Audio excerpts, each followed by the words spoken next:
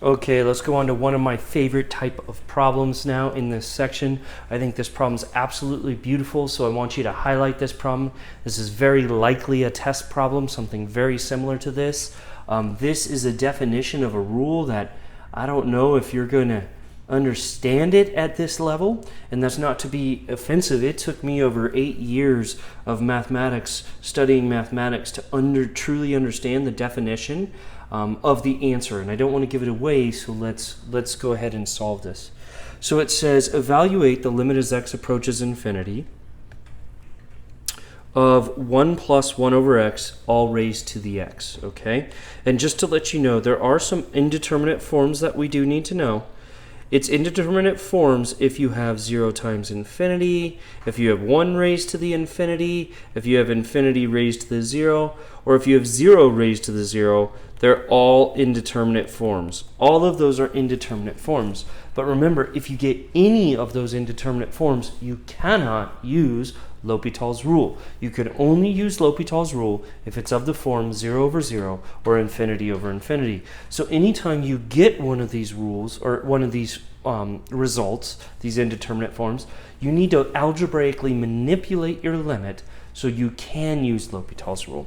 So let's see a perfect example of that. The limit as x approaches infinity of 1 plus 1 over x, all raised to the x. Well, that would be 1 plus, 1 over x would go towards infinity, so that at 1 over x would go towards 0. And then all of that, the exponent goes towards infinity. So this would be 1 to the infinity, which is an indeterminate form, but you can't use L'Hopital's rule yet. Why can't you use L'Hopital's rule? Because it's not 0 over 0 or infinity over infinity. So what's the trick to this? Here's the trick. Let y equal the limit as x approaches infinity of 1 plus 1 over x all raised to the x. Why do we want to do that? Because now what we're going to do is we're going to take the natural log of both sides of this function. So I'm going to take the natural log of the left-hand side, and I'm going to take the natural log of the right-hand side. Well, because the natural log, we're approaching infinity, and the natural log is continuous as x approaches infinity, what we're able to do is actually pull that limit outside of the natural log. So what we would have then is the natural log of y equals the limit as x approaches 0 of the natural log of 1 plus 1 over x raised to the x. Well, what are we able to do there? Now we know we can bring down a power, right? So this would be natural log of y equals the limit as x approaches infinity of x times the natural log of 1 plus 1 over x, okay? Now if I look at this and I think about this, what am I getting? Here the limit as x approaches infinity of x would be infinity, and then it's the natural log of 1 plus 1 over x, so that would be the natural log of 1 plus 0, which is the natural log of 1, which is 0. So that's your infinity times 0 case, which is still indeterminate form, but it's not the proper indeterminate form. So what the heck do we do here? Well, we're going to use another trick. I just want you to note x equals 1 over x. I don't know if you agree with that quite yet, but I want you to think about that. Anytime you have a fraction in the denominator, you need to invert and multiply, right? And so algebraically, if you invert and multiply 1 times x over 1, you get the exact same thing as x. So what am I going to do? I'm going to rewrite this. The natural log of y equals the limit as x approaches infinity. I still have my natural log of 1 plus 1 over x in the numerator, but now I'm going to create a fraction and I'm going to write it as 1 over x. That is absolutely weird. I'm not going to lie. Absolutely weird to see this, but this is the algebraic manipulation that we're doing. Why do we care about doing that? Really, really cool trick. Why do we care about doing that? Because notice again, on top what would we have? We'd have the natural log of 1 plus 1 over infinity. Well, that goes to 0. So it would be the natural log of 1, which is 0. And on bottom we'd have 1 over x. X approaches infinity, so that fraction would go to 0. So that is an indeterminate form that we can actually use. So what do we have now? we have the natural log of y equals, well, by L'Hopital's rule, now we can take the derivative of each of these things. Not saying this is too easy, but it is pretty friggin' cool if you know what you're doing. Okay? So what is it? What's the derivative of the natural log of 1 plus 1 over x? Well, it's 1 over that times the derivative of that. Well, the derivative of 1 is 0, and the derivative of 1 over x, that's x to the negative 1, so it would be negative 1 x to the negative 2, or negative 1 over x squared is what we would have to multiply that times. And then all of that would be over, well, we have to do the derivative of the denominator. Well, the derivative of 1 over x, again, is negative 1 over x squared.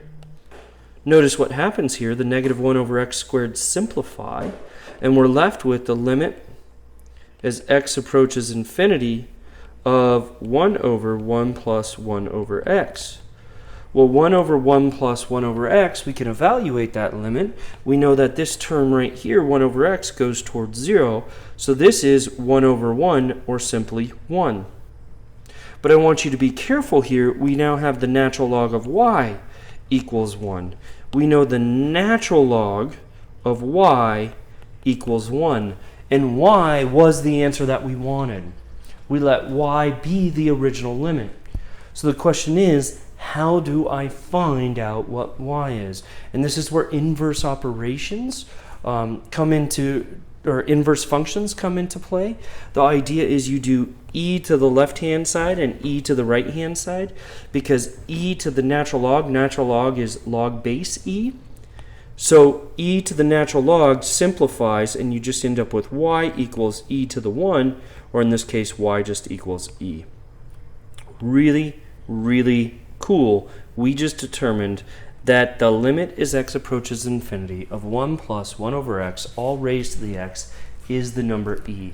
Remember, e is that crazy irrational number, 2.718281828, and then it goes on infinitely changing the numbers, an infinitely long irrational number that naturally occurred in the world, in nature, right? It's exponential growth.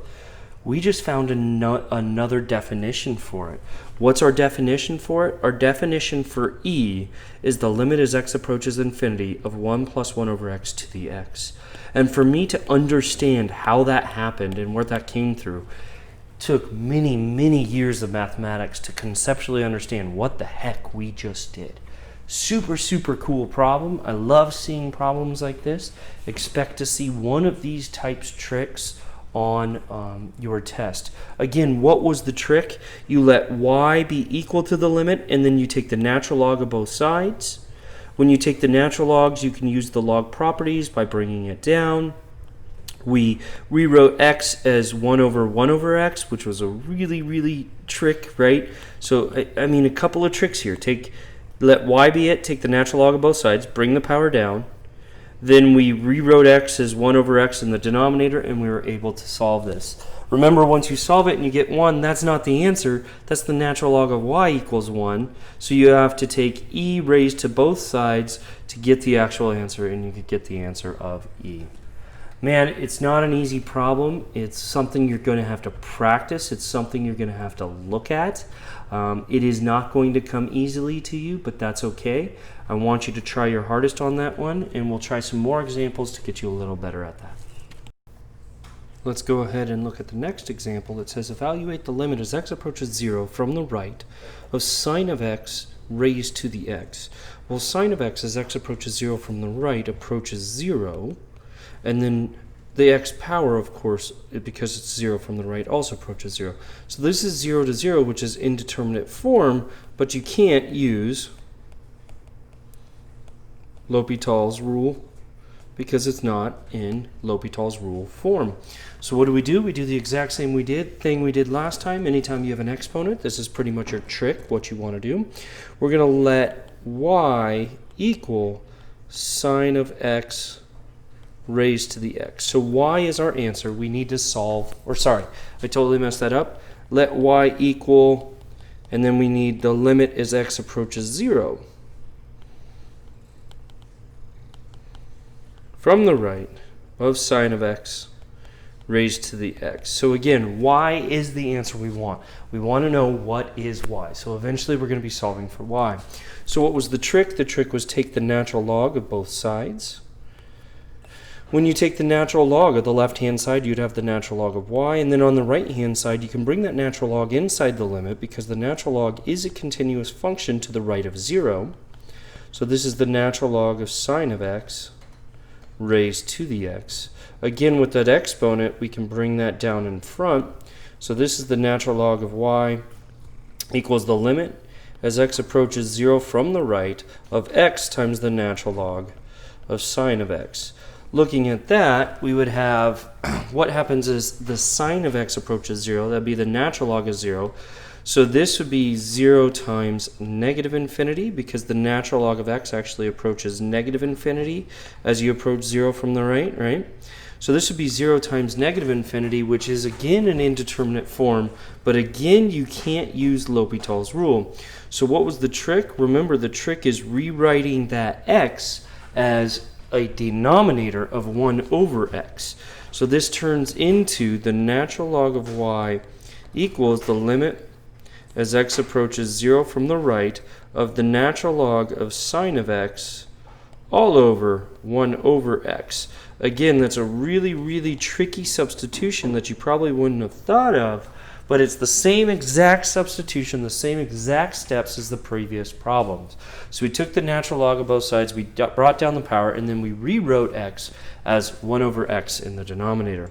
Notice when we do this now, the limit is the natural log of the sine of x as x approaches 0 from the right.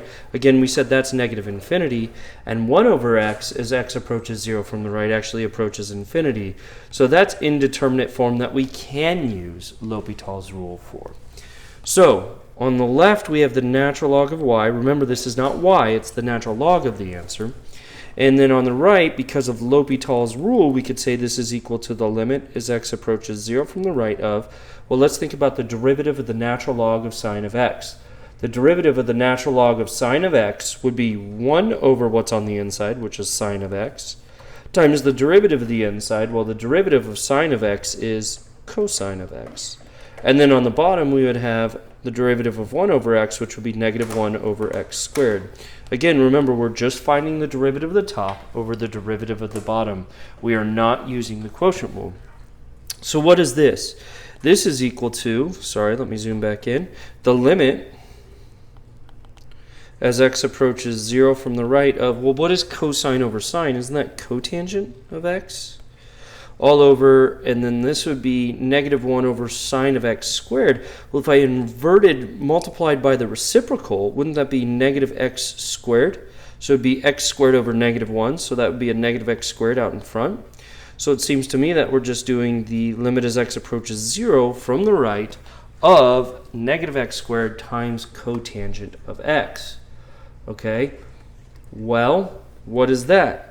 That's equal to 0 times, and think about cotangent of x. Again, that's cosine of x over sine of x. Cosine of 0 is 1. Sine of 0 is undefined. So cotangent of x approaches infinity, I believe, which is still an indeterminate form, but again, not the form that we wanted. So what do we have to do? Well, now we're going to have to use some trig manipulation. I just want to remind you, we still have natural log of y on the left-hand side every single time. Now we need to use some trig manipulation. Let's think about, we need to make this a fraction again. So I still have my negative x squared. I'm happy with that, but cotangent of x, isn't that really 1 over tangent of x? And so if I really write this, and if I want to write it back as a fraction, instead of cotangent, I can move it to the bottom and write it as tangent of x. Notice if I do that and I say 0 from the right, well, x squared approaches 0, and tangent of x, which is sine over cosine, approaches 0. So that's 0 over 0, which is an indeterminate form where I can use L'Hopital's rule. So I have to use L'Hopital's rule again. This would be the limit as x approaches 0 from the right. The derivative of negative x squared is negative 2x, and the derivative of tangent x is secant squared of x, okay? So now let's look at this. As x approaches 0, negative 2x, so this would go negative 2 times 0, and this would be secant squared of 0. So let's think about this. Secant is 1 over cosine. cosine of 0 is 1, so secant squared of 0 would be 1, and this would be 0 over 1, which is 0. So what do we have? We have the natural log of y being the answer that we want, equals 0. So that's the natural log of y, not y itself. So what do I need to do? We need to do e to the both sides. If we do e to the both sides, we would have that y equals e to the 0, and e to the 0 is simply 1. So our answer is 1. The limit is 1. I'm going to take a second, let that sink in, figure out what the heck we just did. Let's kind of go through it again all together, this entire problem. So we started off with 0 to the 0, one of the exponential forms of the indeterminate forms. We took the natural log of both sides, we brought the natural log inside the limit and brought the power down, because that's one of our log rules, right? It was an indeterminate form, but not what we needed, so we rewrote x as in the denominator as 1 over x. Then it was in the indeterminate form that we wanted, so we were able to use L'Hopital's rule. We found the derivative of the natural log of sine of x. We found the derivative of 1 over x. We simplified it, but when we simplified it, we were in an indeterminate form, but not the form we wanted. So we needed to rewrite cotangent x as 1 over tangent of x, which is perfectly fine. That got us into the indeterminate form that we wanted. From there, we were able to use L'Hopital's rule again. The derivative of negative x squared was negative 2x, and the derivative of tangent x was secant squared x. Finally, we could evaluate 0 from the right and get a value of 0. But that just tells us that natural log of y equals 0, so we needed to do the last step, which is do e raised to both sides. And when you do e raised to both sides, then you get the answer 1. Which is the limit of this problem. So both of these problems extremely similar, starting off with the natural log of both sides, bringing down the power, rewriting it as the 1 over x. The second one was actually a little more complicated because we actually had to apply L'Hopital's rule twice. So be really careful on those problems. I hope they make sense now.